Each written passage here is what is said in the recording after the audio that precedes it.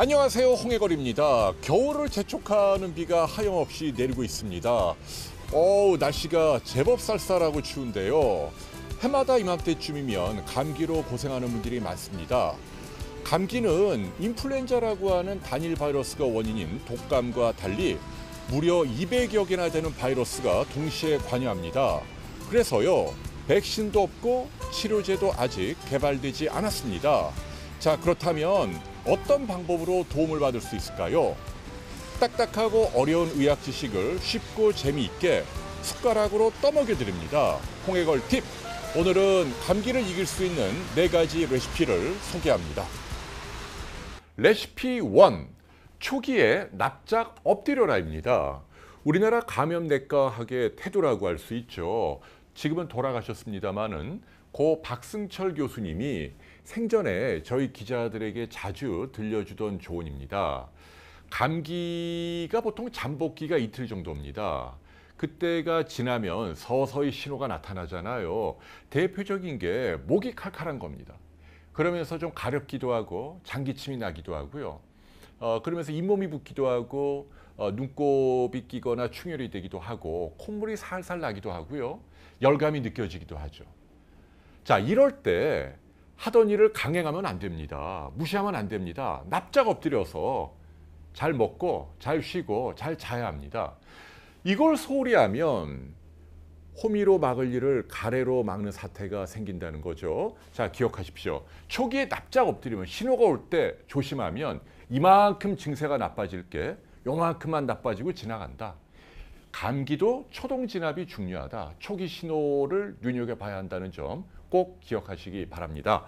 자, 2번째 레시피를 소개합니다.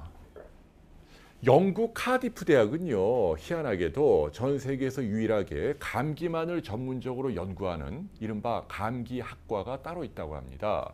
자, 여기 오랫동안 주임 교수를 역임했던 감기의 대가라고 할 수 있죠. 론 에클스 교수가 언론 인터뷰에서 강조한 조언이죠.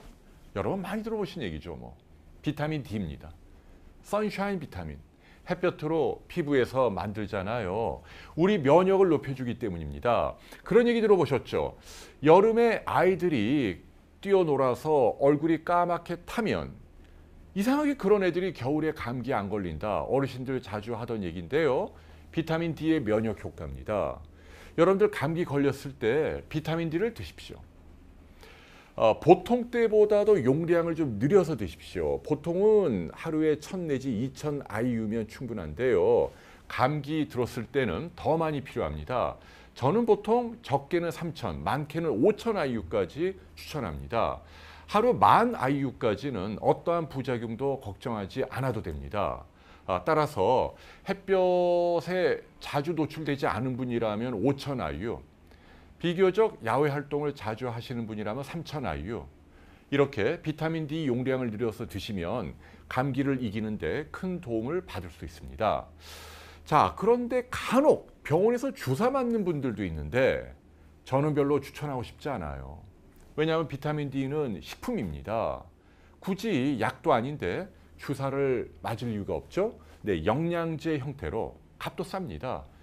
3000에서 5000 IU 감기 걸렸을 때 드실 것을 강력하게 추천합니다. 자, 3번째 레시피를 소개합니다. 아주 익숙한 분이죠.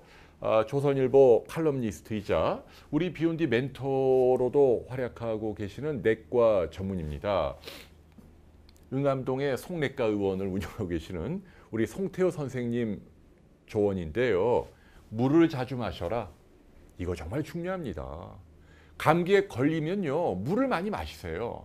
물을 마시게 되면 우리 혈액을 좀 묽게 만들어주고 체열을 시키고 또 호흡기를 통해 수분이 공급되니까 기관지 점막을 촉촉하게 해서 가래 배출을 돕는다는 얘기죠. 최근 들어 하루 8잔 2리터씩 물을 마시는 거, 이게 대표적인 건강 미신이다 라는 비판들이 많이 제기되고 있습니다. 저는 동의하지 않습니다. 8잔, 2리터 이렇게 강박적으로 숫자에 집착하는 것은 잘못된 행동이죠. 그러나 물을 자주 마시는 건 분명히 도움이 됩니다. 제가 강조하고 싶은 건요, 목이 마르기 전에 물을 마셔야 한다는 거죠. 내가 목이 마르다라고 느끼는 건 이미 늦었다는 얘기죠. 내 몸이 이미 가벼운 탈수 상태에 빠졌다는 걸 의미합니다. 자, 왜냐하면 현대인들은 이런저런 스트레스에 시달려요. 그러면 내 몸의 수분 상태보다도 훨씬 늦게 갈증을 느낍니다. 그러면서 소변이 농축되고 심지어는 콩팥에 돌이 생기는 분들도 있다는 얘기죠. 목이 마르다는 건 이미 늦었다는 얘기예요. 게다가 요즘은 카페인이라든지 알코올이라든지 니코틴이라든지 몸에서 수분을 빼나가는 그런 상황에 놓여 있는 현대인들이 굉장히 많습니다. 자, 그래서 다시 한번 당부합니다. 물을 자주 마시는 게 건강에 좋다. 절대로 미신이 아닙니다. 특히 여러분이 감기에 걸렸다고 한다면 아예 물컵을 비치하고 왔다 갔다 하시면서 수시로 생수입니다. 그냥 맹물 자주 드십시오. 감기를 가장 빨리 이길 수 있는 좋은 수단입니다.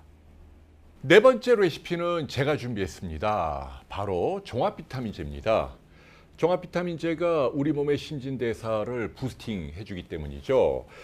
그런데요, 두 가지 강조드릴 사안이 있습니다. 첫째, 기왕이면 파이토케미칼이 보강된 제품을 고르기 바랍니다. 그러니까 단순히 비타민과 미네랄만 들어있는 게 아니고요. 식물의 다양한 색소 성분이죠. 파이토케미칼.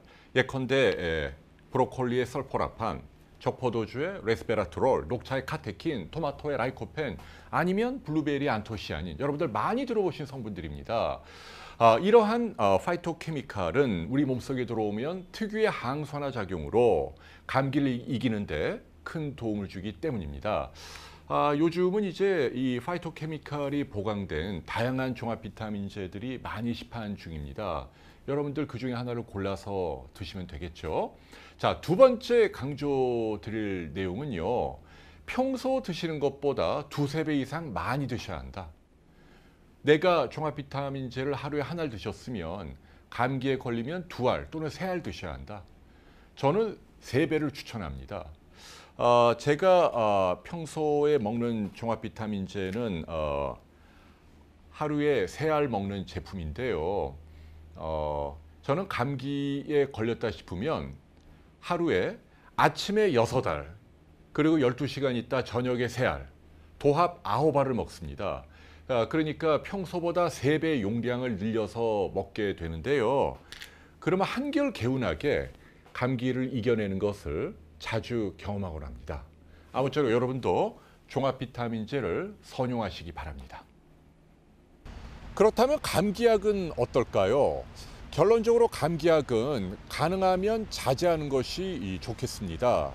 제가 의과대학 시절 존경하던 감염내과 최광원 교수님은 이렇게 말씀하셨습니다.